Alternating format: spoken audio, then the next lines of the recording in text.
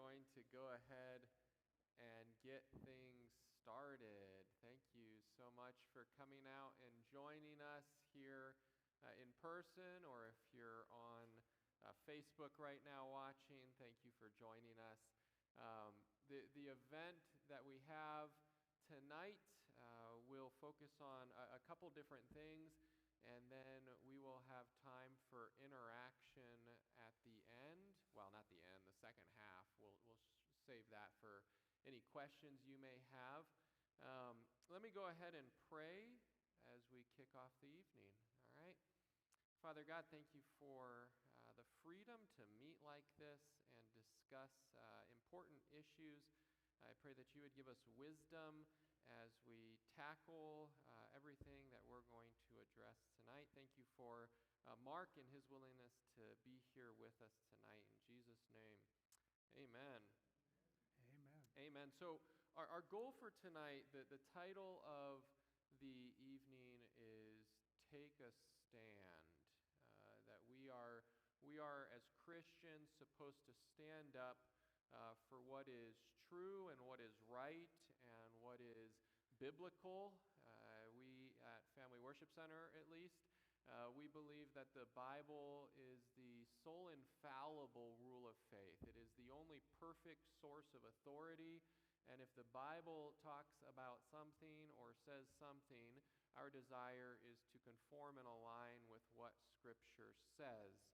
Now, we are going to be talking about a topic that has practically no tension around it, and that is Christians, the church, government, how those interact, and then what's going on right now in this election. I know many of you came tonight with questions about ballot issues, questions about the current election, but we're going to start off first with kind of the big picture.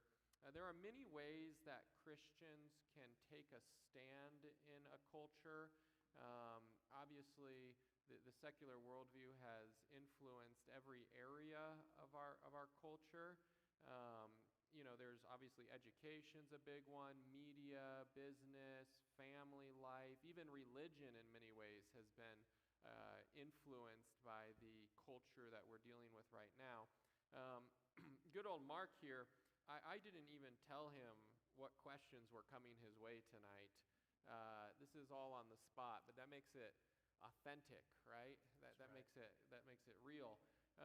So to start us off, big picture, Mark, where do you think our culture is at? What are the primary issues we're dealing with as Christians? When we take a stand, where do we need to take a stand most these days?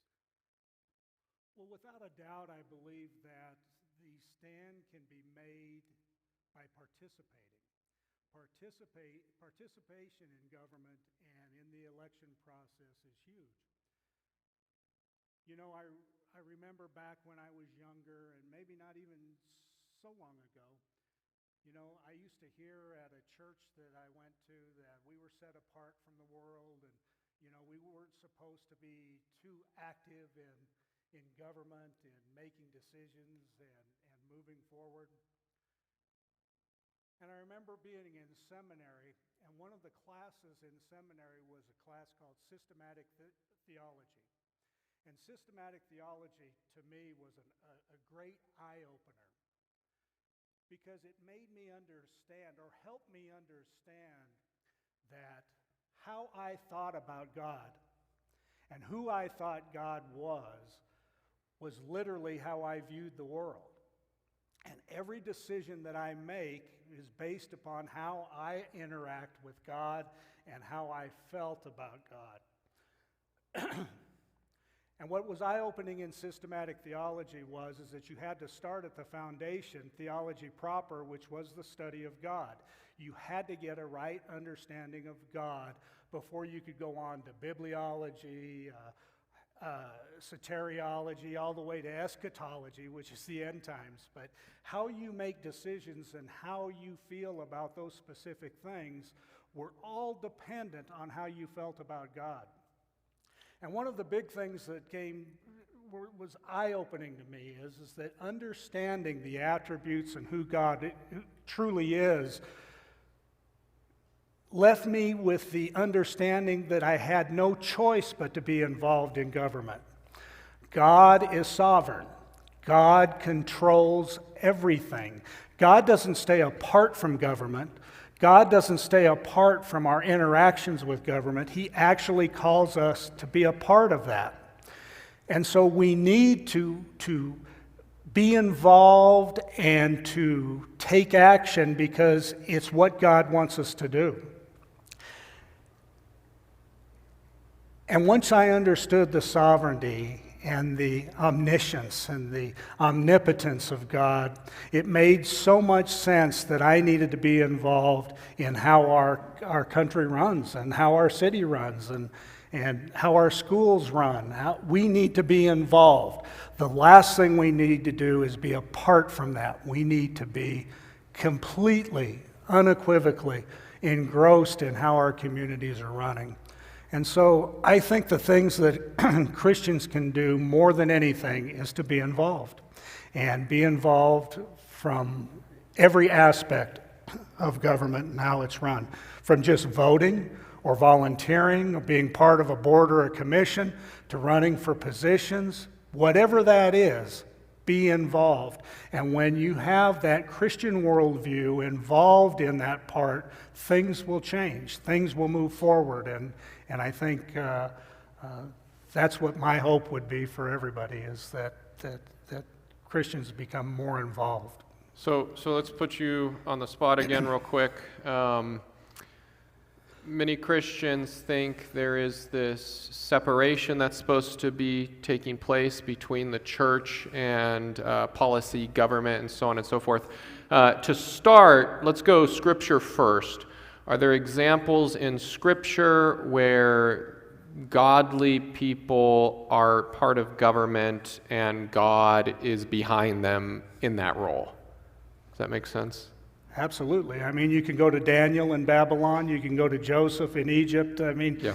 God puts people in places to move to do His will and move forward with His plan. We're just the tool that God puts in these places to make things happen, and good things, obviously, for all of humankind. So we do have that. And when you talk about separation of church and state and whatever, by definition, and you and I talked about this earlier, by definition, the church is the body of Christ. So you literally can't separate the body of Christ from government, because the Christians are the body of Christ. So they are the church. So to say that they're separated from government is just not it's just not a truth statement, in my opinion. Yeah. Now, the corporations of churches, which are, whether they be Baptist or Assemblies of God or whatever, they're separated from government through their 501c3s. Either if they speak up and they say things, then they can lose their tax-exempt status. So in essence, the business side of church is silent, but the church is as vocal as can be through individuals. Yeah, and I don't think either of us would claim getting involved in government somehow, America is God's eternal kingdom or anything along those lines, but that we do have a responsibility as being citizens of this nation to do all we can to influence where we can with a biblical worldview. And going back to what you said earlier, so many Christians, and it went back into the early church. It happened in the Protestant Reformation. The Jews, like the Essene Jews, this group that just pulls themselves completely out of society. We're over here, everybody else is over here. And the goal, right, is to be in the world, not of the world, but in the world, for the hope of being able to change the world and to shine some light into the world. So when we look at the election, let's talk the election.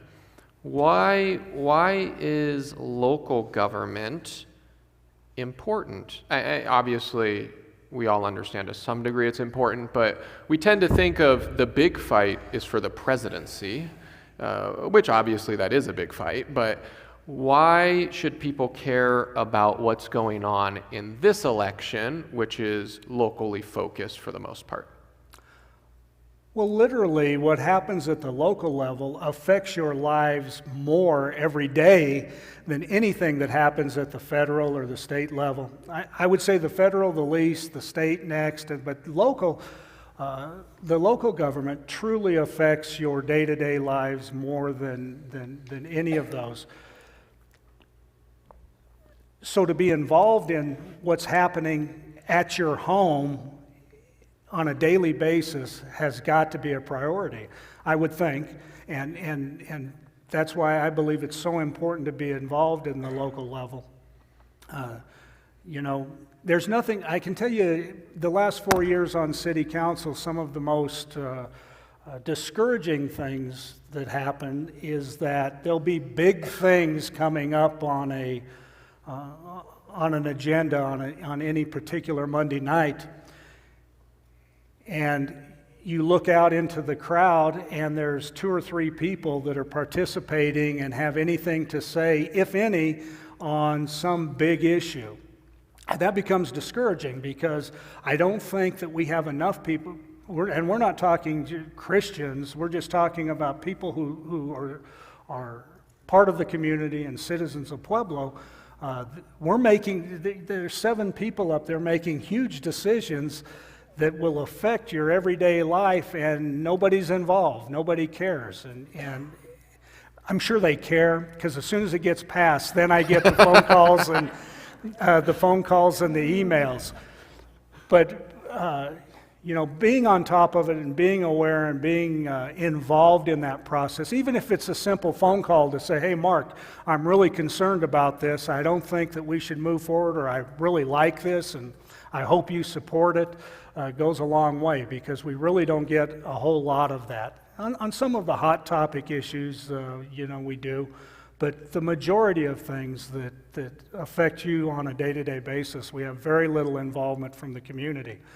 And, for government to really work well, you have to have involvement by the community.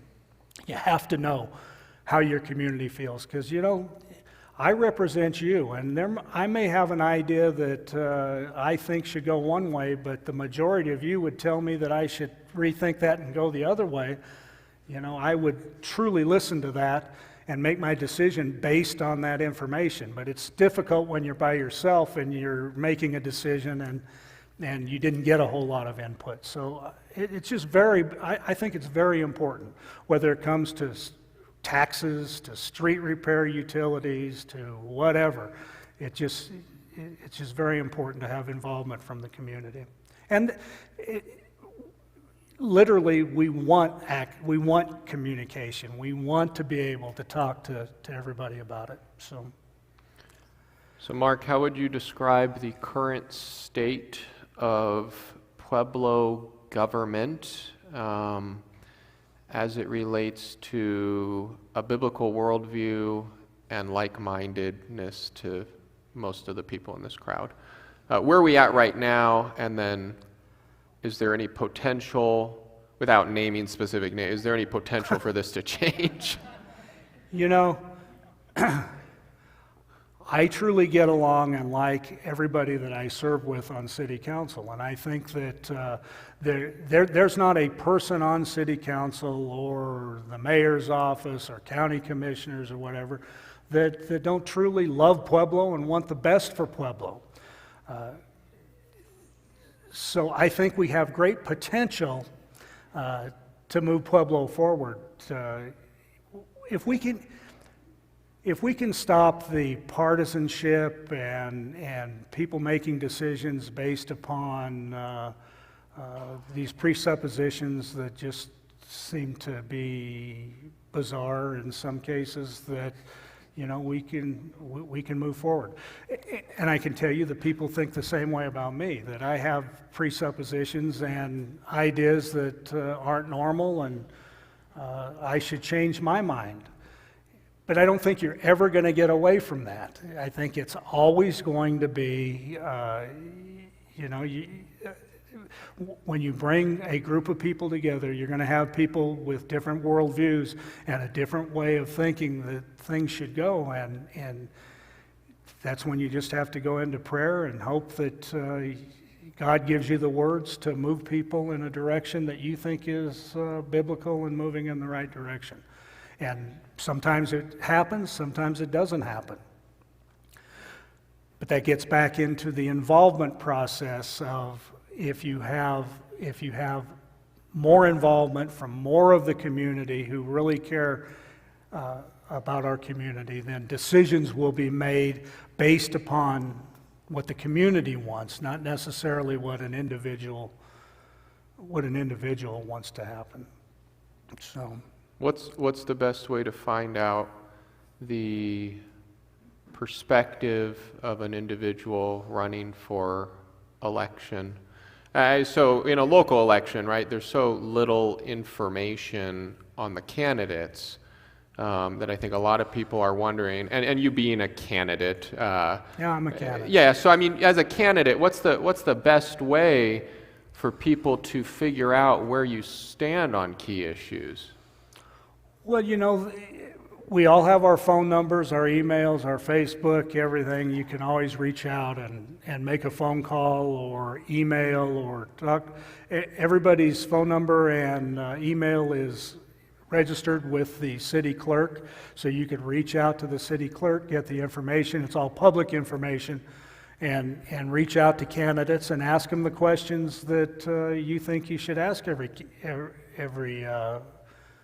candidate on how they feel about specific issues or what type of worldview that they have and what they hope to accomplish moving forward. It's tough. City council races don't collect, the candidates don't collect a lot of money, so there's not a whole lot of advertising, and you don't see TV commercials and all of that craziness that goes on. So it's somewhat hard. Remember, in campaigning, it takes money to do all of those things, and if you don't have the money to do those things, then it's hard to get your message out of who you are, what you stand for, and so on and so on. I've been a city councilor for 4 years, and I still have people ask me what I stand for and what my thoughts are on moving Pueblo forward.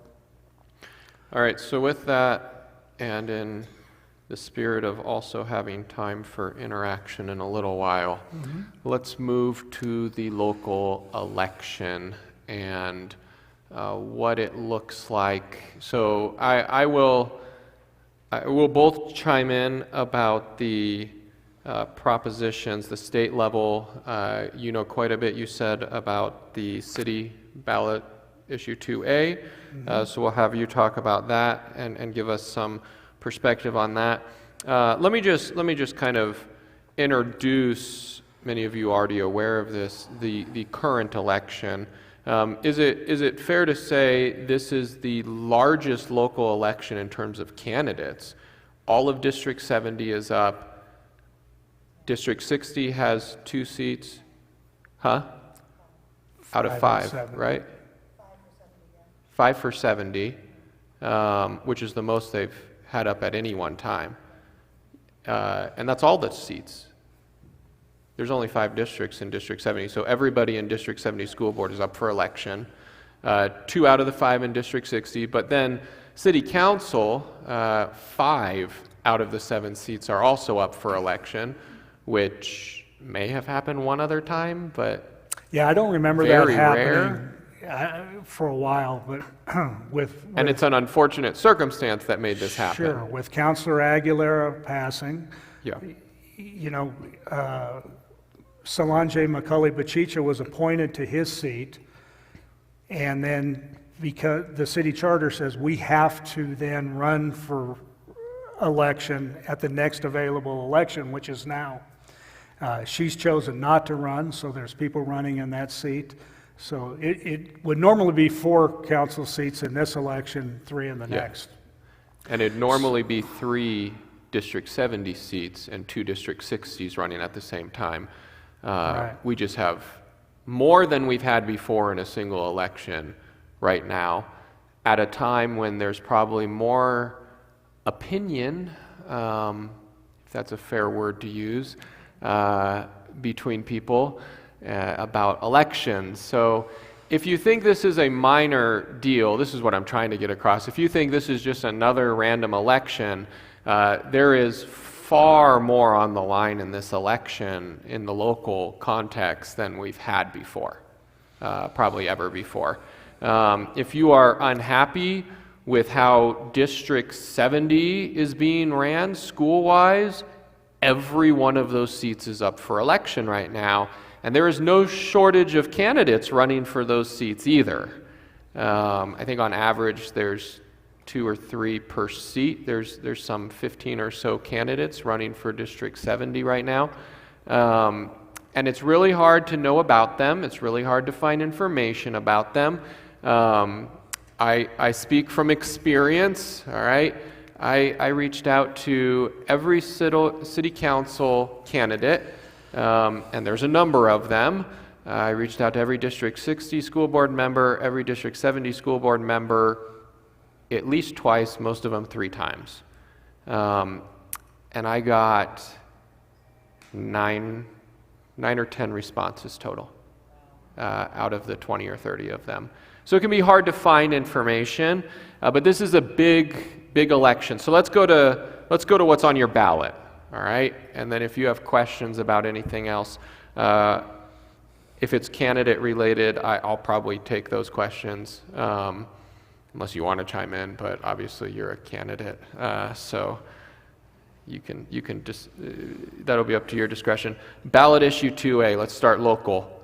What is it? What are your thoughts on it? Well, ballot issue 2A came about because the mayor had proposed to city council a half-cent tax increase to attack the roads. I was very much against the half-cent sales tax, along with another counselor. The mayor didn't want to go forward with a half-cent sales tax unless he had 100% backing by city council.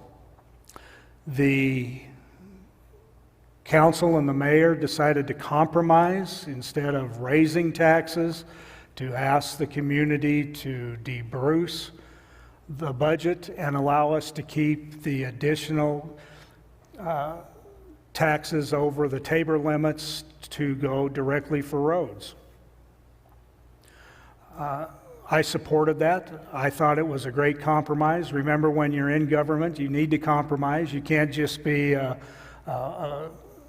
one-trick pony. So I agreed, and I thought that it was a good compromise and a way to get our roads fixed with substantial money. And to give you a little background on that, is that this year during COVID, our sales tax receipts are up about 31% for the year. So there's a substantial amount of money, and that was fueled by the stimulus money, the government money, and all of the spending that's going on. So there's a substantial amount of money for 2022 that's going to be available, either to be refunded to the community or to utilize for something else. Well, we've been arguing for 4 years, and long before I got on city council, about how we're going to fix the roads. Well, it only made sense, in my opinion, that if you had a surplus of $15 to $20 million and you took that all to roads, you could do quite a bit of work over the next couple of years, coupled with the street repair utility, which is bringing in $2.7 million, and the highway user transportation fund money, which we're using about another $2.5 million of. So it would make a big difference. And that's how 2A came to be. I don't agree with the language of 2A, because the language of 2A says that only $5 million will be guaranteed towards roads. I've been a vocal critic of that. I didn't think we should put it on the ballot that way. I thought that we should say that 100% of the money gets used for roads. There shouldn't be any hem-hawing about that. The last thing I think as citizens that we want is the government to have money that's not, that they can use however they want to use. That's never good. The good thing about 2A, though, is that, good or bad, you guys might boo me when I say this, but the good thing is that 2A can only be approved and allocated through City Council. So however that money is spent has to be approved by City Council. My assumption through the negotiations to get 2A on the ballot, that the current City Council believes that the money should be used for roads. I can't tell you after an election if this council is no longer there, how a new council would look at that. But if it gets passed, it will be City Council's discretion and charge to spend the money. I won't tell you whether to vote for it or to not vote for it. I'm just telling you the facts of that's how the ballot language is written. I believe that there's going to be a lot of money next year, and I think it should all go to roads. So, for instance, if it passes, when we talk about involvement, we should be involved as a community to ensure that City Council only spends that money on roads, and we're not spending it on, whatever whim the mayor or City Council has. But that's 2A. Well, that leads us to another topic, which I'll start off, and then if you want to chime in on this one as well, which is Amendment 78. This is a state ballot issue. This one has to do with custodial money that the state receives and whether or not the custodial money, so custodial money is just money that comes from outside the state. If that custodial money has to be controlled or should be controlled by the legislator versus the governor. So for example, the CARES Act put, I believe, 1.7, somewhere around there, $1.7 billion into Colorado. So due to COVID, we got $1.7 billion, and that money was spent, and what happened with it was decided by the governor specifically, not through the legislative branches of government. So not through the Senate or the state Congress. It was all in the control of the governor. And so what Amendment 78 does is it takes all the money, including the custodial money that comes in from outside sources, grants, whatever it may be, and it gives the power of spending that money to the legislative branch of government instead of to the governor. That's a fair synopsis of it? Yeah. Okay. There are some lawsuits running right now, or going to be running, whether or not this is a violation of what's supposed to be voted on this cycle. So state ballot issues are supposed to be limited to Tabor issues in the odd year elections. And so there's some debate, but that aside, we're still voting on it, all right? So that's the decision you have to make.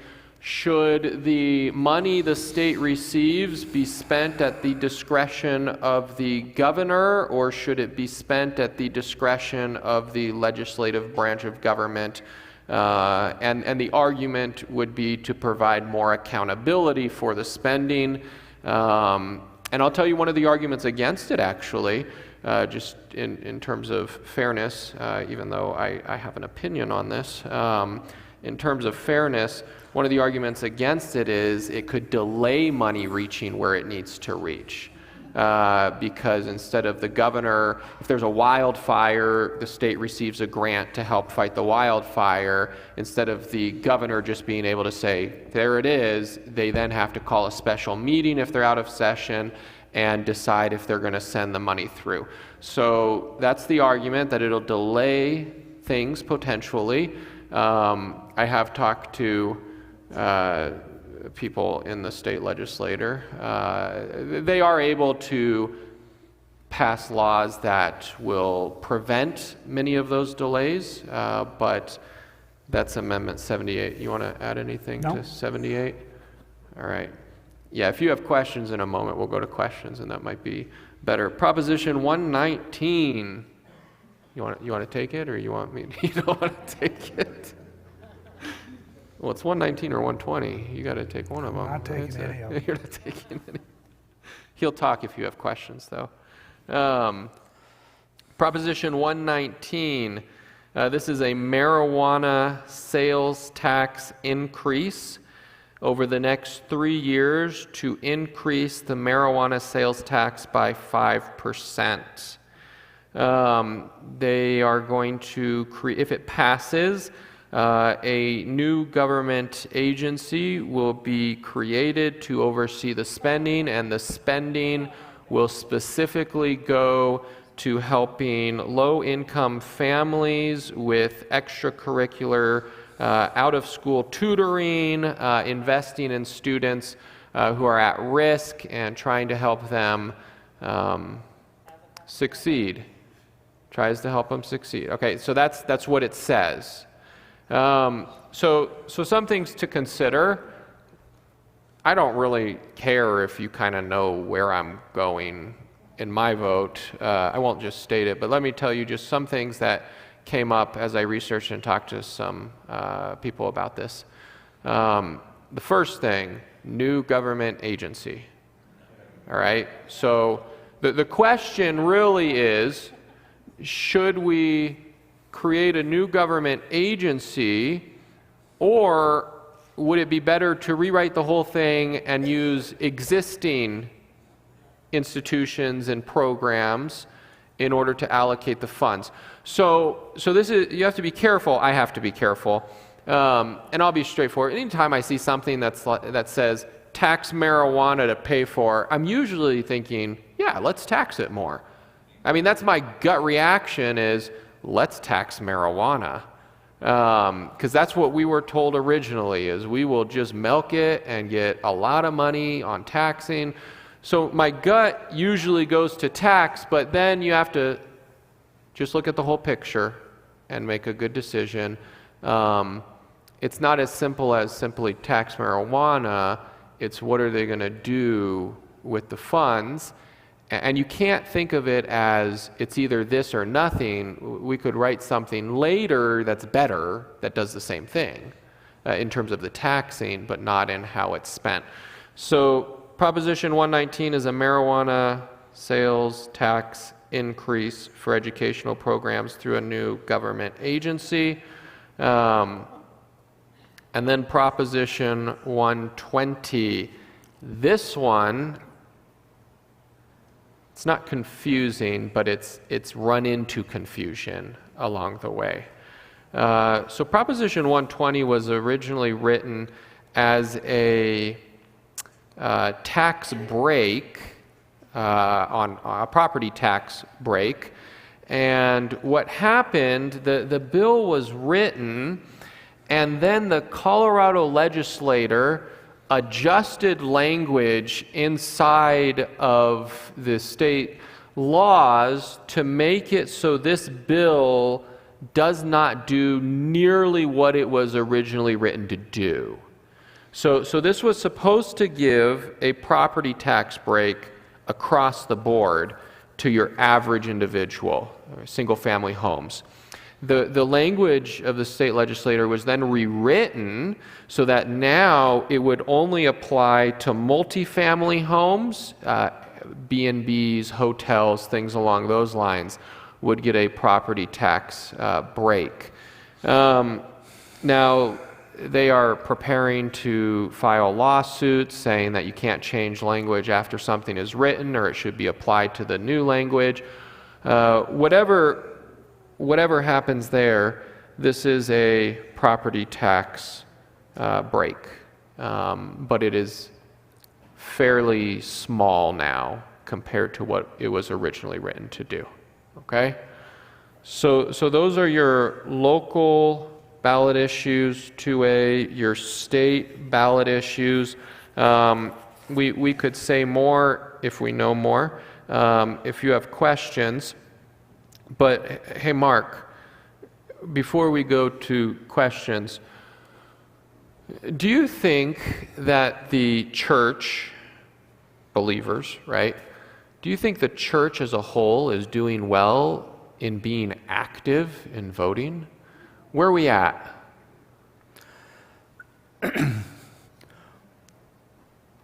Well, I believe that the Christians vote. I do believe that. And, one of the issues that comes out is that when I started my whole conversation tonight about theology proper and about worldviews and so on and so forth, just because we're Christian doesn't mean we vote the same, because we have different views of what it means to be a Christian, and that's fine. I read a Pew study that said that one of the biggest problems in Christianity today is that Christians aren't voting. And, I'm just not convinced that's true. I think Christians vote, and they're just not voting the same. So that's a whole different issue than being involved in voting and being a part of government and things like that. But yeah, that's what I'll just leave it at that. I don't want to go into a big theological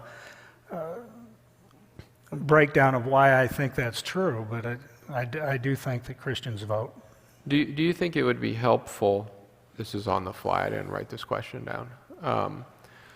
Do you think it would be helpful for the Christian community to, say, host an event and it is a panel discussion on whether or not a given proposition, ballot issue, amendment issue is biblical or not? I mean, do you think, so you say Christians vote, but they vote differently, is what they don't all vote in unison. And obviously, we're never going to be 100% when it comes to, should we raise taxes for streets. But there are some issues that I think if you could make a biblical case for why big government is not wise, I mean, whatever it may be, why going into excessive debt is not a wise thing. Do you think that kind of forum in the future would be helpful? One Absolutely. Where there's both sides and nail it down? I think it needs to be open to everybody, and I think that in my opinion, there's nothing wrong with a Christian group sitting down and holding a forum on any specific issue and inviting all the parties that are involved in it and then laying out the case. I mean, I think that, that makes sense, and it certainly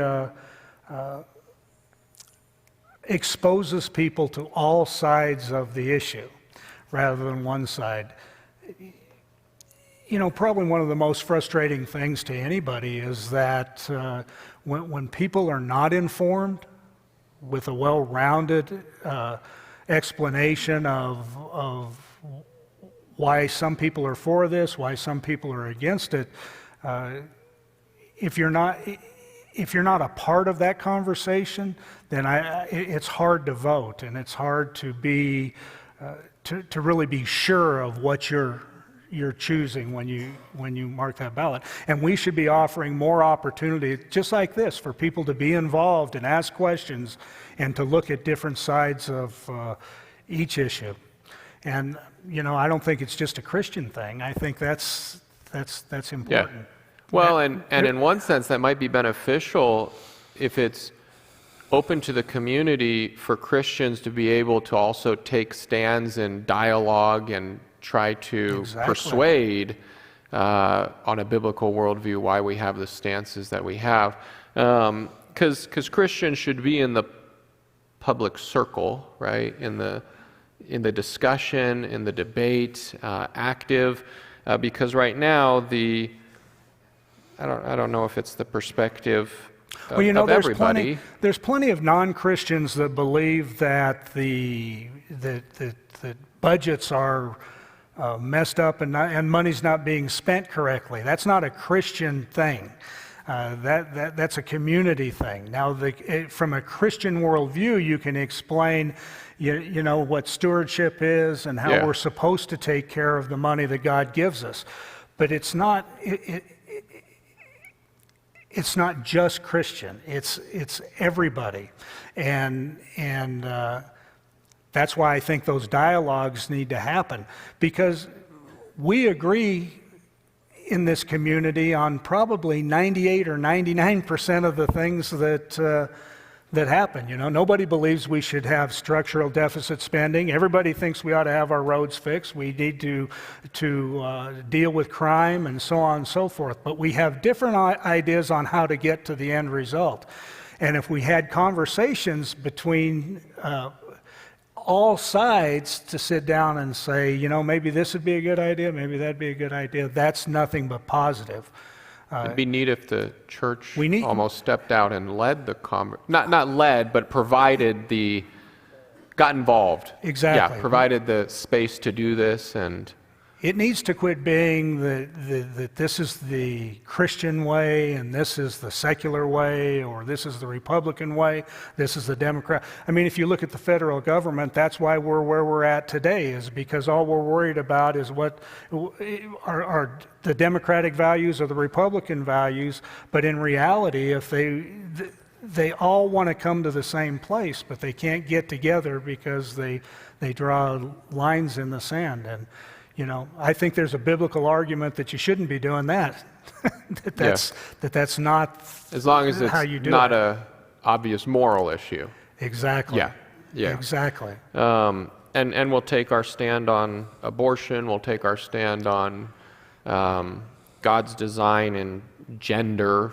But 99% of what you deal with as city council is not the... Yeah, those questions don't come up in a city council race. I mean, we're worried about how to fund our police department. We're worried about, how we're going to spend money to fix roads. We're worried about growth and moving Pueblo forward with a vision. We're not...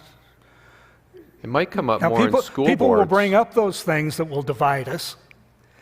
They'll bring up things that divide us just to make a point that I'm different than that person. But that doesn't mean that me and that other person can't agree on how to move Pueblo forward in a very God-honoring way. Yeah. Whether our decision processes just get there in different ways. Cool. That's what I'm trying to say. All right, and we will go ahead and open it up for discussion in just a second. Here's my rules. You ready for this, Mark? Here are the rules. There are no rules. Well, there are rules. I'm the legislator right now. Actually, I'm more like the governor right now. Not like the governor, but here we go. You ready? Here are my rules for question time. If you would like to preach a sermon, I invite you to plan an event and preach your sermon. Okay? But I would appreciate this being a time of questions and concise ideas. We want to get to as much as we can. If at the end of the night, if nobody has a question and you really want a monologue for 5 minutes, we'll talk about it. But I feel like people have questions.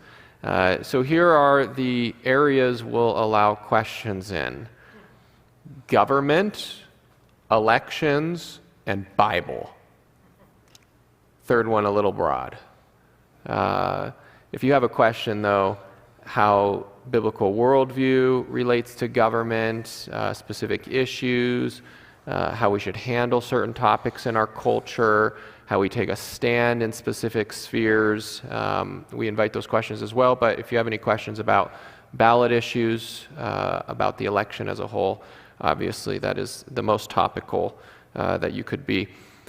So let's see, maybe we don't have questions and we get to bed early tonight.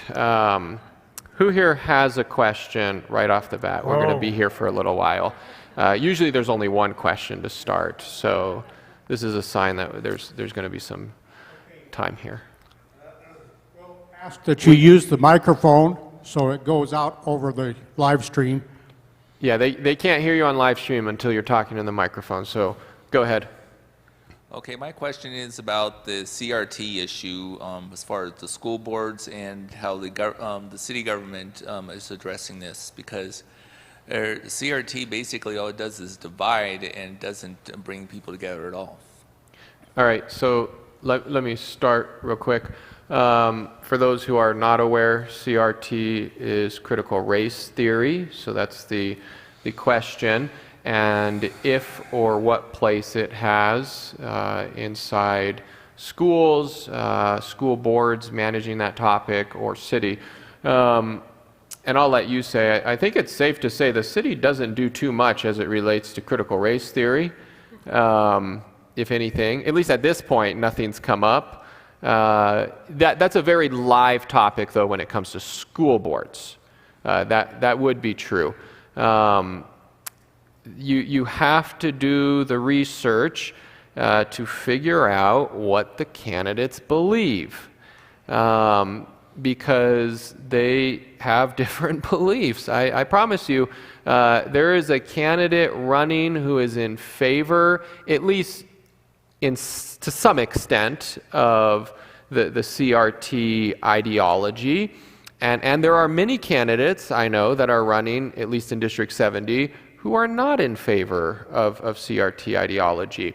I think I've had 2 events, I think, on CRT. I am not a fan of CRT. I don't think it's biblical. I don't think we should subdivide people into those categories. I don't think that's helpful. I don't think that progresses any positive way inside our culture. But you got to do the research. Or you got to know people who did the research. So feel free to text me, okay? Do you want to add anything to CRT? No. Okay. If 2A passes, can we start with Parker Boulevard? Because that street is jacked up. I throw my car out of alignment every time I drive on it. You know, Mark promised that the first street that will be on his list. Actually, if you read, there was a list printed by the mayor of what's Priority? what's been prioritized through the 2A, and I don't recall Parker. Could you name it? No. Okay. But there is a list out there. Yeah, there's a... You've come up and down this street. Yeah, it's horrible. Yeah, it's bad. All right, let's go over here. No, let's go over here to Bob. Yeah, if I can, without abusing my privilege here, I've got 2 questions. On 2A, it specifically says that the Tabor limit would be removed in perpetuity from City Council.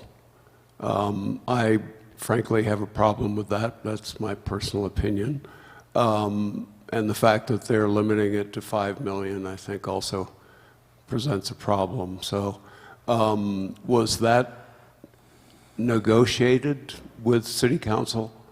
And what discussions as far as City Council were concerned with regard to removing the Tabor limit?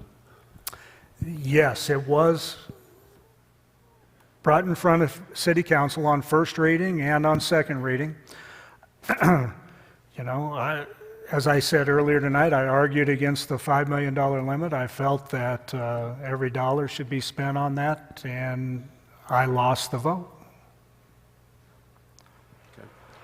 On Proposition 120, that also has a Tabor exemption, in this case for 5 years, up to 2027, 2027, I think. That also presents a potential problem, but as you mentioned, Quinn, there are other issues now which may diminish the quality of that particular proposition anyway. So, Wait, is there a question? yeah, am I correct in reading it that way, that there is a Tabor exemption? Now I'm reading it again. Bob, I'm fine with you coming on stage, frankly. You can join us and answer the question. No, I would agree with you. If you've done the research on that, I would back you on that. Bob did this event with us last year. We had this same type of event. My question is also on 120. If you vote against it, will they rewrite it and try to present it again the way it was originally written, or is it pretty much done? So you could never guarantee, so 120 is on the property tax. You can't guarantee they're going to rewrite it and get it back onto the ballot. What we've been told, at least by the individual who wrote it, is that they are going to file a lawsuit. Whether or not that's successful is another topic, but they're going to file a lawsuit to try to make it apply to the language when it was written, not the adjusted language. If that fails, I don't see any reason why they couldn't pass 120 and then write something with the new language to include everything that was excluded from 120, if that makes sense. So even if it's a two-step process, they could reintroduce what was cut out still in the future and work a property tax cut on single-family houses as well. Do you want to? No, that's good. Okay. So would that be like an addendum? No, it'd be a whole new proposition at a later election. Yeah. There's one in the back. Right here in the back, Steve.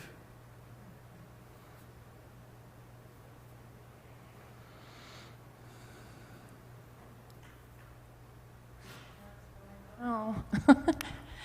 I've been involved politically in this town. My name's Jenny. I can't hear. Sorry. Can you hear now? Yeah. Okay, my name's Jenny. I am the proud mother of a straight-A student at East High, and I understand your concerns regarding the state ballot item. And I've been involved very politically in this town, off and on, doing petitioning and bringing forth ideas to different council members through the last decade. I think the biggest concern I've seen, and I did, as a group, interview over 500 people at the courthouse a couple of years ago, is the intention of the pot issue, and that you're saying, possibly in your opinion, the pot taxes could be raised. The majority of people out of 500 or so that we interviewed were adamant that taxes shouldn't go up, and the current tax money coming in should be put towards at-risk kids and programs. And what we're seeing in the schools, and I can understand why whoever wrote the state ballot item wrote it that way, is because they roll out the carpet for kids like my son. They give them all the programs in the world, college credits, everything, and the at-risk students don't have the mentorships, don't have the programs, they get suspended, they get kicked out, When they're kicked out, they go to online schools, and one of the gentlemen that pulled out of the at-large race told me 60 to 70% dropped out at his school called Goal. And so I have a couple questions in that I have talked to kids at the skate park and stuff as a part of politicking,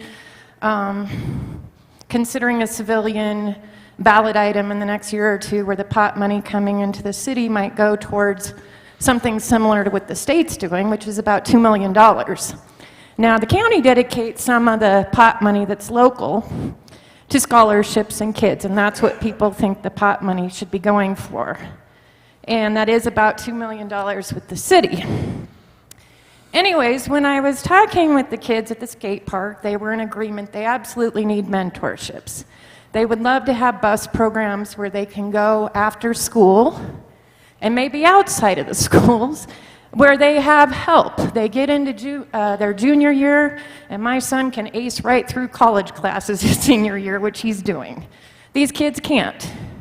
And so the priority of the after-school programs, I think, is key.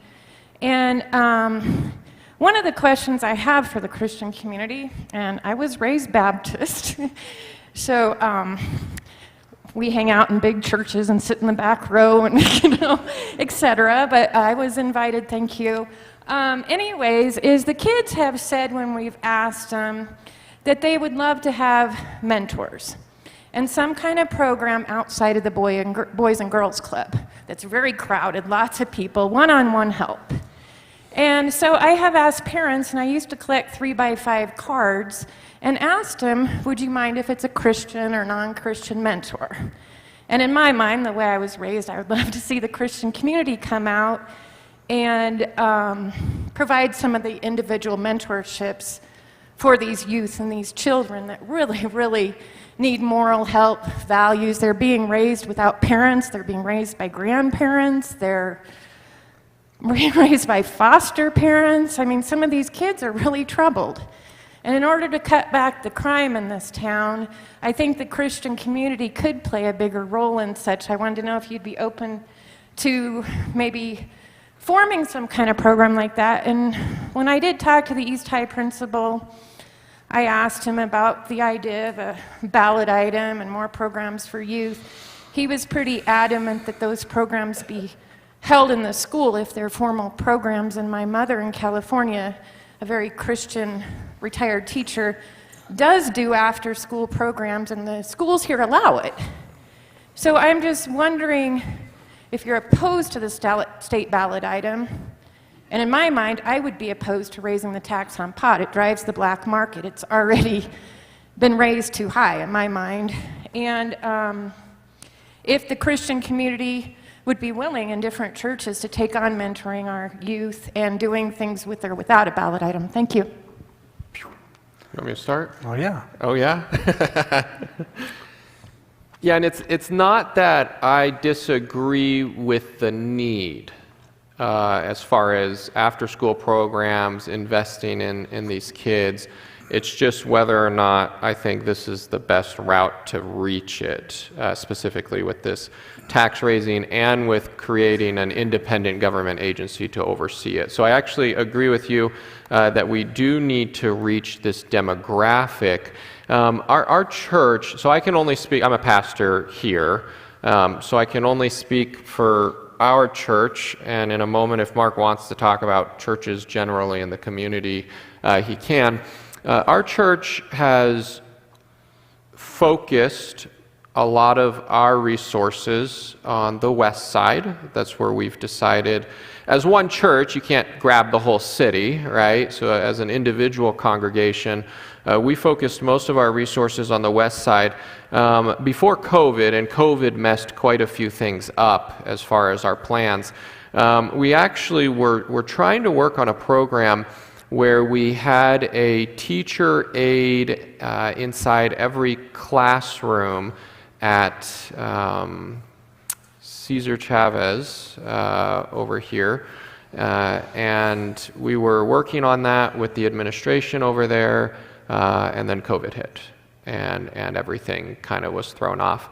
The short answer to the question is we're very open if there were kids in the community who wanted mentors, and there were schools who were looking for mentors to come and work with the kids, I know at least our church would be very open to working with the schools. We've tried quite a bit. Our youth pastor has tried quite a bit as far as FCA programs, after-school programs. They were shut down for a while, and so they're trying to get the momentum going. I know many of the other pastors in town. I know we would not be the only church who would be interested in this. I would be happy to talk more with you if there's a specific direction or a specific school that has children and they're looking for mentors. I don't think we would struggle to get a couple dozen people to start that would be interested and willing to take on a child who needs a mentor. Yeah, I don't think that would be a problem at all. Do you want to throw? Yeah, all right. Here, let me, and most people here already have my cell phone number, so let me just give you my cell phone number. Yeah, you don't all have to get your pens out. I'm giving it to her. That's a joke. I don't care who has it. It's online. My cell phone number is 719-696-1757. Yeah, reach out to me. We've done quite a bit in the last year trying to help in the realm of education, and so that would be something we'd be interested in, and I can connect you with the youth pastor as well, who could also help with that connection. All right? Questions? I've been involved with the shower ministry for the homeless, and I hope that you guys will continue to support that. To me, I go by these street corners and see, and I want to give to every one of them. But I know that I can help with showers. In case you don't know, we've done probably 1,300 now, 1,200 showers for the homeless, some of them being school kids who have no place to take a shower. We have some people that come out and cut hair and those kinds of things. So I would ask that along a biblical, we do take care of those people. They are high risk, and ask for your support and the church's support too. It is a joy to watch them come out of the showers. We've been able to pray with them and witness to them. One man said, "Why do you do this?" We said, "Because we love God." That's right. Yeah, you know, I created the Community Commission on Housing and Homelessness, and Mr. Musso, who came up with and was the driving force behind that mobile shower originally, was born out of that committee. And every time it's come in front of City Council, we've been supportive. I know Pueblo Cooperative Care has done very well in taking care of that, and I know members from this church have been very involved in that whole ministry. So, yeah, I don't see any reason why we wouldn't continue to support that. This is the man who's your biggest ally in there. Not that the others aren't on that topic, but this is the man who is they got leading that approved charge. 7-0. Nobody questioned it. Yeah. So. He's leading the charge, and he'll keep leading the charge. Yeah. Back here, and then we'll come up. Good evening. My question is, the state lottery was supposed to be providing for our infrastructure on roads. How's this half tax going to help with that? Who in the lottery? The state lottery is supposed to be helping with our roads. Say the part about the half tax, though. The 2A, isn't that for roads too? The 5 million. Yes. Is those two agencies Yes. going to work together? But the lottery money goes towards parks. Lottery money doesn't go towards the infrastructure on the roads. But we do get money called the Highway User Transportation Fund money, which is HUTF for short. Okay. And the city gets roughly about $5 million a year in highway user transportation fee money. So when you go to pay for your license plates and register your car, all of those fees on there go to the state, and then the state reimburses the municipalities a portion of those fees. And ours comes to about $5 million a year. And what's happened over the past is we haven't used... I'll give you a short version. In 2008, during the Great Recession, City Council and then City Manager decided that in order not to lay people off, they used money from the Highway User Transportation Fund to help in offsetting the transportation department costs in personnel. And that money has stayed there since 2008. And all that's really been allocated yearly out of that, and it hasn't always been $5 million. It started around $3.5 to $4.5 million. But out of that money, what's actually gone to paving roads is about $700,000 to $800,000 a year. And out of that $700,000 to $800,000 a year, if you sign in the pricing, you can do about a quarter of a mile of a road for $800,000 if you've got to fix it. So I don't think we've been utilizing that money correctly. But there is money from the Highway User Transportation Fund money. We obviously have money in the general fund that if we manage our budget, we cut expenses and fix our structural deficit, we could make a lot bigger dent on roads. 2A doesn't charge a tax. What it takes is excess tax that would have to be reimbursed to the community because of Tabor limits. We collected more money than what the Tabor limits allow based on the size of our community. And what I'm telling you is that that was a direct result of all of the stimulus money and the sales tax increases that we've had over the last year. There's going to be a big chunk of money. And that's what 2A is about. And to take that back to nothing but road repairs.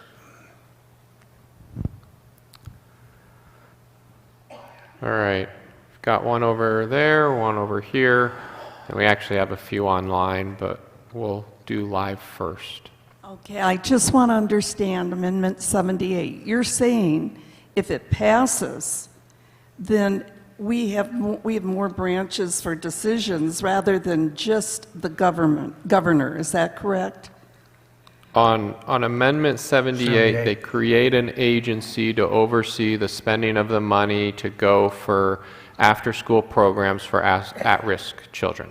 Okay, and is it saying yes, it will go for other decisions to be made?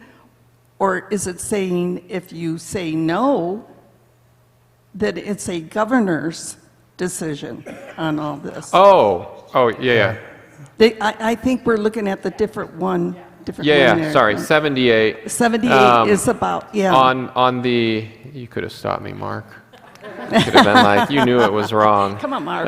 On the custodial money. So if you vote no, the governor decides what to do with excess money. Okay, so if you vote no.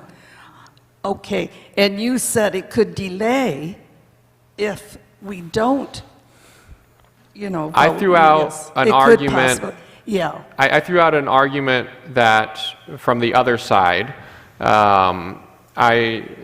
can guess where I am on this one. Essentially, the state can receive grants or money from outside. So COVID's a very good example. We got nearly $2 billion came in. And because that is custodial money, it's from outside the state, it's not generated in the state legislator only controls right now the money that is generated within the state. And so this excess money that comes in is fully at the discretion of the governor. He has all spending power. He makes those decisions. And so the question is, do you want that money to be accountable to the legislator, even if it might take a little longer to decide what happens with it? Or for the sake of possible emergency decisions, do you want it to stay with the governor. Thank That's you. fair, right? That's exactly it. Yeah, okay. Where are we at right now? Right down here, Steve.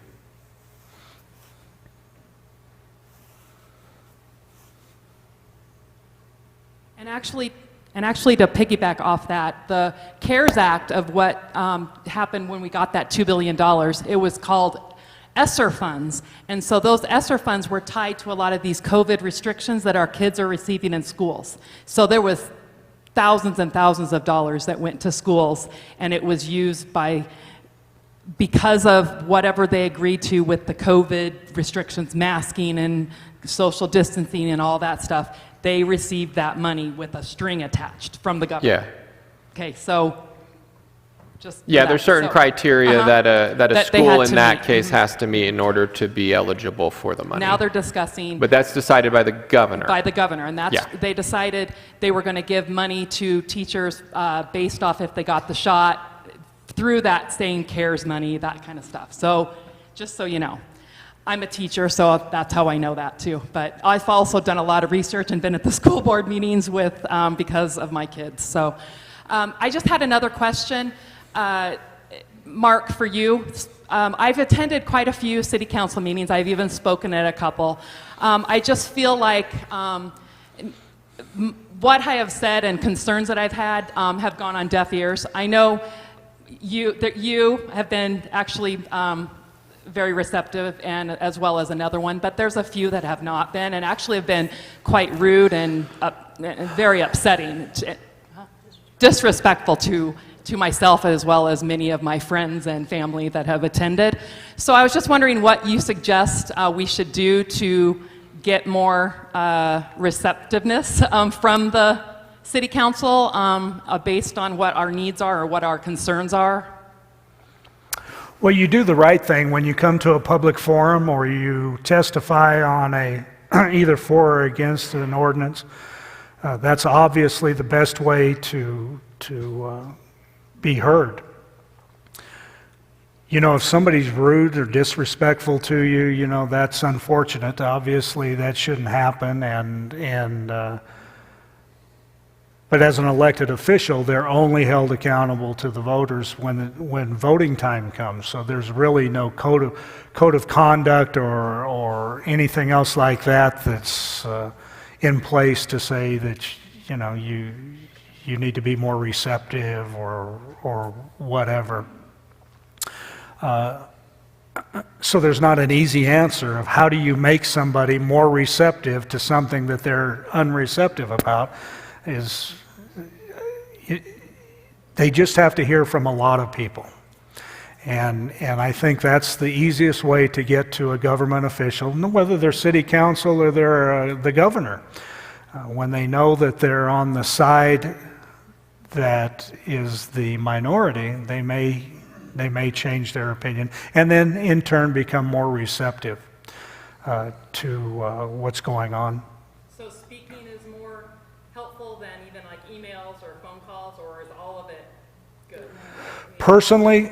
Personally, for me, I like to see people involved. And I like people to be at the meetings, and I like people to get up there on the microphone on TV and state their opinion and how they feel something is affecting their lives in one way or another. And I don't think you can convey that on an email. And it's much easier to be, even though it's tough to be in front of strangers and on TV and things like that. But, you know, if you're passionate about something and you come and you speak passionately about something and you have a cogent argument, people will listen. People listen. When you're passionate, it does come off that way. And a lot of times they look at me and some of my friends that have really been standing up lately as kind of the crazy parents or the crazy people. So we do need more people to be involved so that it's not just a few select people that are standing up. We need everybody as a whole. Representation. Yeah, you know, and I would say when you come in front of government to specifically, if we're going to talk about masks, We've had a lot of people come to city council over the mask mandates in the school and the vaccination requirement for nurses and things like that. Well, quite literally, city council can't do anything about that. I mean, we can come up by resolution and form an opinion and ask for something to be changed, which is good. I mean, I think we should take stands like that.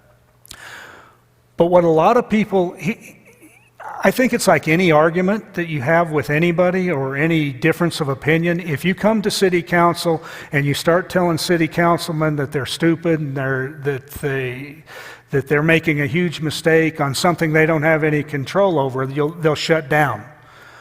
And they won't look at what the real issue is and what's going on. They're just taking it as an attack on themselves. And so I think when you come in front of city council, that have your arguments lined up and specific, and I know you guys can't control this, but you could do this, and this is what we're asking you to do, and so on. So I mean, some people come there and they just want to rant. And I get that. It's a public forum, and you should be able to do that, and I get that. But if you want to change something, the way to change it is to lay out your argument and passionately and I think tell us what you want done. How can I help? What is it that I can do to help you? If I understand that from what you tell me, then I can go to bat and go, yeah, I think that makes sense. I think we ought to do that. I think we ought to think about this because of this. But a lot of times we don't get, what is it you want me to do for you?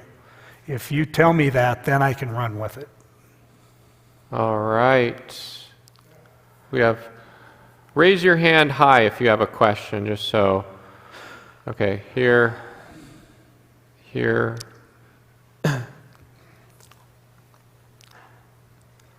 It's fine. Mark said he was good till 10, 11. You stay up late, don't you? Well, I would be curious about an idea. I was a political science major. I worked for a lot of politicians and for the governor in Washington, D.C. And we did do a major charter study before Mark was elected, and I was in favor of Mark, and I still am. He's a wonderful man for being here tonight and leading this community in a very strong manner. What we studied in a lot of charters that were cutting edge, Los Angeles, believe it or not, Detroit has one of the best charters, is the modern charters, and I won't say the word hacked, but our charter was revised without a consultant, without what the state law allows, which is a board that's elected to reset the charter and bring it to modern standards. And the community can at some point consider that, as a lot of people are upset with the mayor and the current system. However, you talk about the churches being more involved in the election process, and we already saw at the last forum, only 4 candidates showed up. One of them went home and got on Facebook and used foul language with the other one. There's 2 of them that did it, and people screenshot it. And not many people showed up for the Christian Forum to begin with.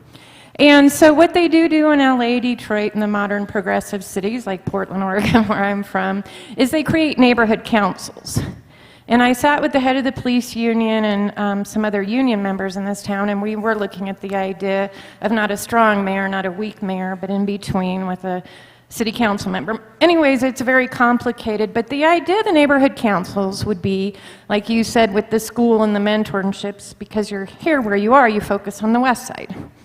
So the idea with neighborhood councils is that there would be one in each district, or you would split the districts up, and then you would have leaders from the church. You would have police officers that operate as neighborhood police officers. And at a more grassroots level, rather than just going and chewing out city council, which I've done before in the past, at a grassroots level, we really take the time to study and research and maybe come up with community projects, like a model for the at-risk kids, splitting the town up, etc. What we've seen in the past here is the Code of Ethics for Pueblo's weak. Mark says there's no real way to hold them accountable, but Janet Wilson has been asking that a certain in particular councilman that chewed out teachers one night at council, be held accountable. She's written letters to the city attorney, who is the wolf watching the hen house. I mean, she hasn't even gotten an answer as far as how the code of ethics works that the city is required to answer. And so I just wonder if the churches would be interested in that. What you would do is set up the council, with or without city council, the neighborhood councils, and have the religious leaders in the neighborhoods in Pueblo take part in forming those councils. And then also, instead of things escalating to the point where like the trash haulers started recalling council and others are threatening to recall, we all know who we're talking about, Atencio, for what he said about teachers, that there be more of a community accountability process at the grassroots level. So I wonder what your thoughts would be on something like that. Thank you. Do you want to start, or do you want me to? Well, you want me to start on the city charter? Well, the city charter can't be changed without a charter convention. And you have to have a charter convention, and that's a big process. You can change pieces of the charter as long as you bring forth an initiative to have the voters change that portion of the charter. I don't disagree. Maybe a charter convention is something that should be talked about. And I really didn't hear the other question. Yeah, going sure. to the churches as far as like neighborhood groups, committees. You know, it's one of those, the idea sounds good, it's just a matter of how do you organize that. So it's resources at that point. That would take, if you were going to successfully do it for the whole city, that would take at least one, if not two, full-time workers who are just trying to work on that. And then the question is, how do you pay them, and where do you find those people, and how do you organize it? I don't think the churches would have a problem being involved if they were presented with an opportunity to, you know, if you talk to a pastor and you say, you know, we have this neighborhood group here, we're looking for someone from your church who would be a good leader in that. I don't think you'd have a problem finding someone, but it's organizing the whole thing is kind of the hill. And again, It's a great idea, though. Yeah, I'm open to the idea. It's just, how do you execute it? How do you fund the manpower, or what's the strategy behind it? Yeah, it's a good idea, and I think churches, at least some churches, would go for getting their members involved on that grassroots level. It's just organizing the entire thing. Yeah. Gary.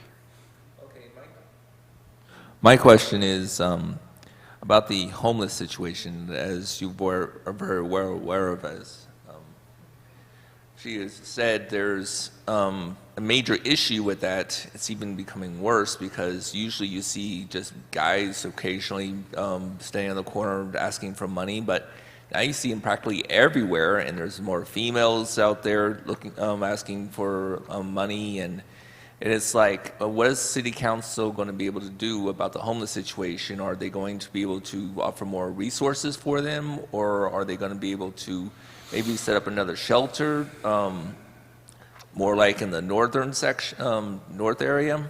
Because you see a lot of them in that area. Yeah, we talk about this a lot. What what we've done is we put a Band-Aid on a gushing wound when we got the transitional shelter open, but that only holds about 100 individuals. And at any given time, we probably have 400 to 800 homeless individuals in the city and county of Pueblo. And so there's many that aren't getting any of the services that are necessary to help them transition back into the community. So literally what it's going to take a joint city, county, state effort to spend some real dollars and to create a facility that can literally hold the number of homeless people that we have.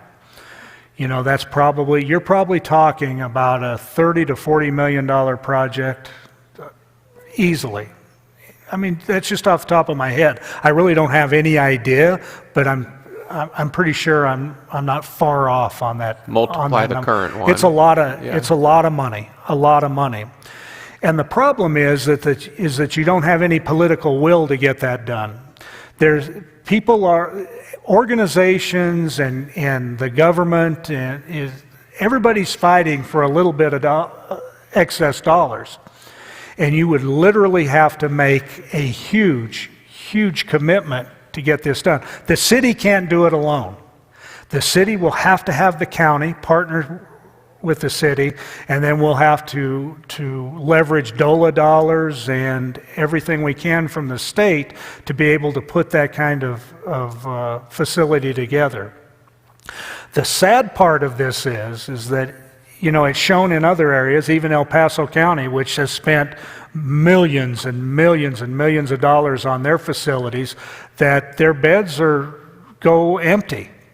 And they still have the problem out in the community, so along their rivers and so on and so forth. So now the train of thought is that it's not necessarily building big facilities that hold a lot of people. We could go on for a month talking about this, but I can tell you that when the ACLU and the government shut down mental hospitals and they literally moved all of the people who are in need of these mental health services onto the streets. They don't take their medicine. They can't take care of themselves. They live on the rivers. They push shopping carts full of their stuff. They won't go into a shelter because they don't want people to steal their stuff. It's just this vicious cycle. And until we really make a concerted effort to fix the mental health side of it, I think the homeless problem is going to be around. You could build the Taj Mahal in Pueblo to house homeless people and offer services to transition back into the community, but you'll still go downtown and they'll be taking showers in the Riverwalk. They'll be sleeping on the streets, and it's just a lot bigger issue than just homeless people being on the streets and how do you take care of it. You know, I'm not smart enough to figure that all out, but I know there's people that should be working on that mental health piece, because that would go a long way. And you're going to get the arguments, well, you can't warehouse them in state hospitals because that's, you know, worse than having them live on the river. I don't know whether that's true or not, but you know, argue with our legislators and stuff like that to figure that out. Sorry, I don't have the answer. Roger? You said that you only had a real small response to all of the candidates when it came to giving you information. I don't think we're going to get any response either. We couldn't figure out this ballot if I wanted to. There's a lot of names on here I've never heard of. And so, is there any way that we can, in the short time, get something that says what research you have done given to us so we can make some decisions based on your research, because we can't do it ourselves right now? Yes, I'd be happy to personally share that with anybody who would like to reach out to me. I will tell you what I know based on the surveys I've done. Now, you might have more success reaching a candidate than I did, because my reaching out was, I would like you to take this survey. And the survey was not simple topics. My goal in the survey was to get them to commit to some very key stances. And so they may be less willing. There were some candidates who didn't fill out the survey, and then I texted them because I heard we agreed on most stuff. I texted them and I just asked it over text one at a time. I was like, what do you think about this and this and this? And if that's the way it's got to be, that's fine. And then there are some candidates who probably it got lost in junk mail, or the city wrote the wrong email address down. I'm sure that's possible. It wasn't Mark, but I'd be happy to share what I know. I don't want to just shoot names out right now. You got a checklist right there? Here's what I will tell you. I'm not in the habit of inviting people to do events with me who I don't agree with. So that should give you one.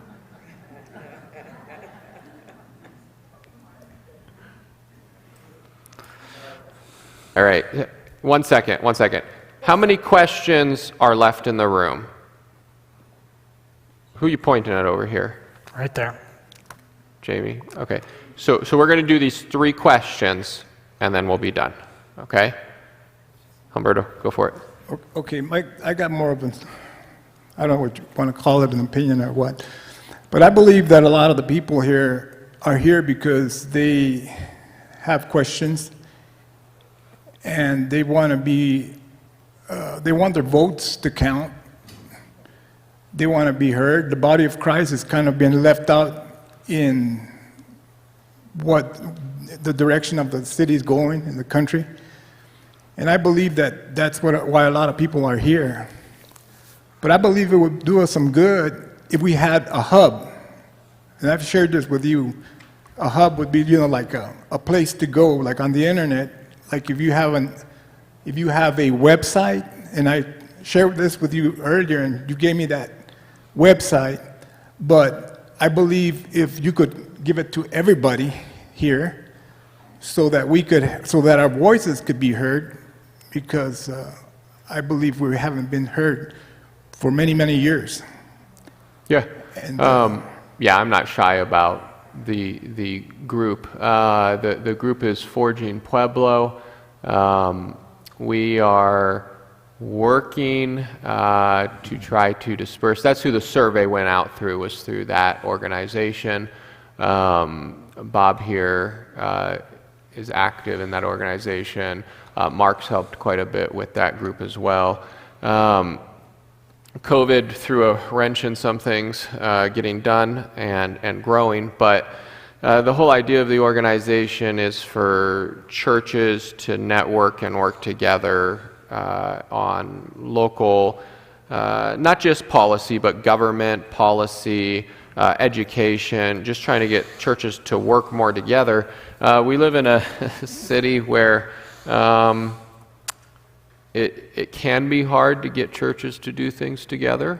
I don't know why. Well, I have ideas why, but I don't think it should be that way. But you know, anybody trying to rally the churches into a single event, churches typically don't respond very well. But we've had some success with quite a few churches, 10, 15 churches, who are responsive. So the website is forgepueblo.org. Our goal is to unify the body of Christ, to impact Pueblo and create a community where faith can thrive, and we would be happy for any volunteers.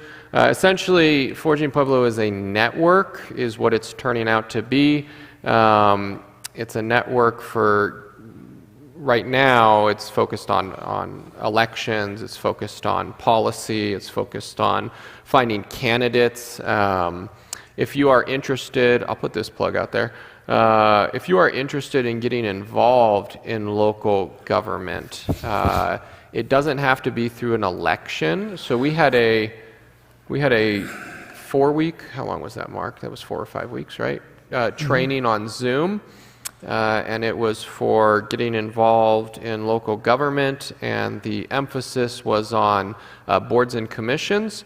And I think out of that, we got 2 people that you got on boards, right? I didn't get them on. Well, but that helped. You helped walk through that process. Because a lot of people just don't know how, don't know where, don't know when, don't know what. And so if you're interested, if you're willing, are there any vacancies right now on any boards or commissions? There's always vacancies on boards and commissions, always. And is it as hard to get on a board or commission as it is to get elected? No. No. if you're, what'd you tell me like a year ago? If you're breathing, You can get on. you can get on a board and commission. Yes. It's It's getting better. It's getting better. Yeah. We've had more involvement. I'd also like to say one other thing on creating hubs and when people feel disenfranchised and they don't feel that they're being heard. The reality of it is that you are heard if you reach out. You know, I think it's best that you email me or call me and say, I'm concerned. I feel this way about this or this way about that.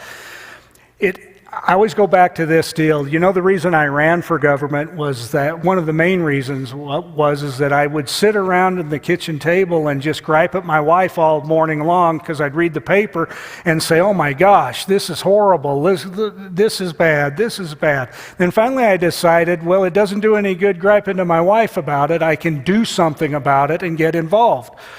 Well, the same thing can happen with anybody sitting here. If you feel strongly about something, reach out because I'm your representative.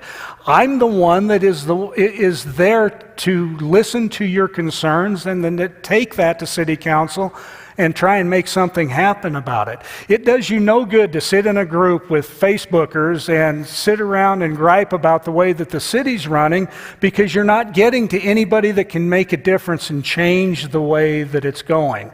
Reach out to me, other city councilors, the mayor, whoever it is, whoever you can connect with, and whoever you think that has the same belief system or the same sense of the way the city should go, and tell them what's going on and how you need help. And I welcome that kind of transparency and back and forth with constituents. I think it's very important, and I think it's very important that you know that you have somebody you can call or email, and they'll listen, and we can talk it out and see what the best way to move forward is.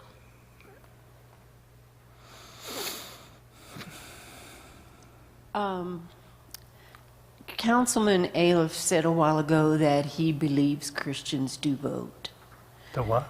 Christians vote. That Christians do vote. And my heart breaks, but I agree with him. But we don't vote our biblical worldview. One of the problems I have as a voter is I don't know the platform that the candidates are standing on because it is not freely given out. You see the signs in the yards and there's no indication of the platform. And I believe absolutely that candidates vote the platform they're standing on. So if I don't know what that platform is, I don't vote for any of them because I'm not going to vote for someone on whose platform I disagree with. If the platform they stand on supports abortion and supports gay marriage and supports fights parental rights and all of the things that my biblical worldview insists that I vote for, I'm not going to vote for that person. So how do we, are we afraid to say this is the platform I stand on lest someone doesn't vote for me? I remember years ago, a candidate was on the street and he was for the school board, and I went up and asked him what platform he was on, and he was shamefaced in saying he was a conservative. And I said, well, good, then you have my vote. But when we don't know, how can we know? How can we find out where people stand? Until we were here last week, I had no idea who the conservatives were that were running for city council. I mean, I recognize you from years past, but I didn't know. How can we be assured that we know the platform that the candidates are running on? You can't. The only way you can know is to talk to the candidate. And that's what I said earlier. it's tough in a city race because they don't do a good job. We don't do a good job of being, and we can't afford to get our names and what we stand for out to everybody in the community. So we rely on events like this or the public forums where they ask questions, and you have to reach out. You have to be proactive in it in a city race to get that information. And quite frankly, you know, when you get to the national level or to the state level where it's with state senators or legislators or the governor, sometimes you wonder, you know, they say a lot of things and none of it's the truth. So it's just a dirty business, because you're absolutely right. People just don't tell you what's on their mind and what they stand for. You know, I've tried to make it, the Pueblo chieftain said that early in my first campaign. They said, you know, like Aleph or hate him, you know, you'll always know where he stands. That's all you can be. You know, not everybody's going to agree with you. Not everybody's going to like you. You're never going to get 100% of the people to vote for you. So you might as well be who you are and let the chips fall where they fall. You know, and as we like to say, if it's God's will, it'll happen. However it ends up, it's going to be the way God wanted it to end up. But it's very difficult in a city race you have to reach out to them and ask them the specific questions. Find out the events they're going to and go to one of those events, and whatever's important to you, ask the candidate and they'll tell you. And everybody that I campaign with, they're all very willing to talk. They wouldn't be running for office. We all like to talk. Just a suggestion. I had far more success texting them than anything else. That might not be true across the board, but when I said, "Hi, is this so-and-so? I had a few questions," they were far more likely to say yes and open for questions. They didn't always answer the questions, but it started the conversation.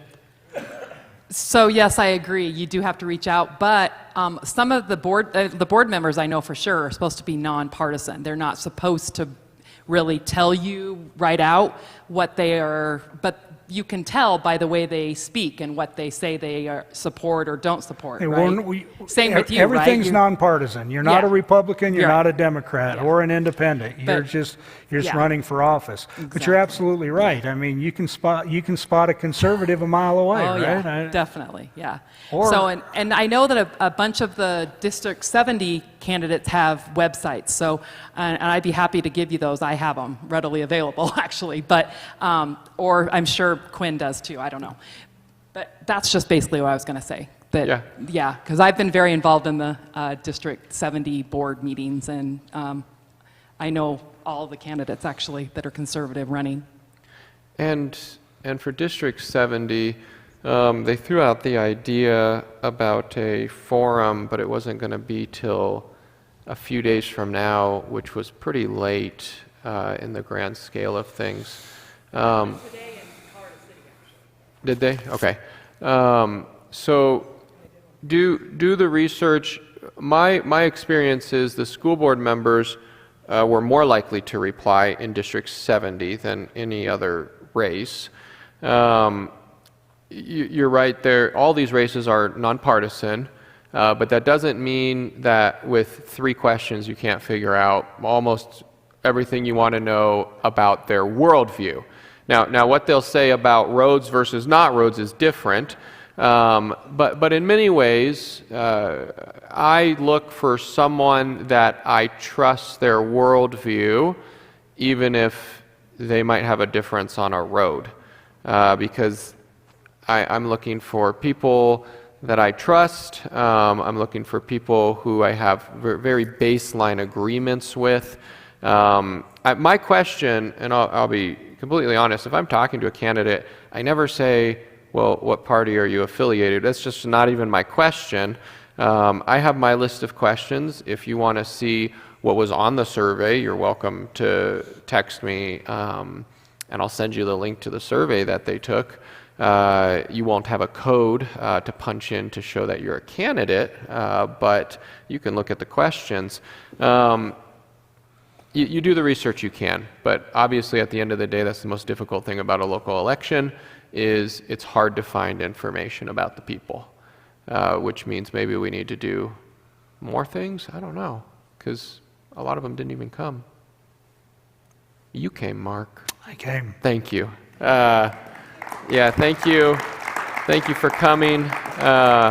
We'll wrap it up there. I'll let Mark, any final words on taking a stand as far as Christians' election? Stay involved. I'm very happy tonight, and it's very encouraging. And I said this when we had the forum last week. I said, we had a city council forum at Memorial Hall with all the candidates, and like 10 people showed up for the whole thing. And it's just encouraging when you have a room full of people who want to be involved and are interested. That's a positive sign for our community. Stay involved. And if you're ever interested in getting involved in local government, a board, a commission, you could reach out to me. I'm sure you could reach out to Mark. Absolutely. Happy to work with you. That's a every other week commitment or once a month commitment, depending on the board. Usually once a month. Once a month commitment, few hours, once a month. Easy way if you want to get involved in local government to make a difference. All right? Thank you guys so much for being here. Have a good evening. I appreciate you guys. Get out and vote and encourage people you know to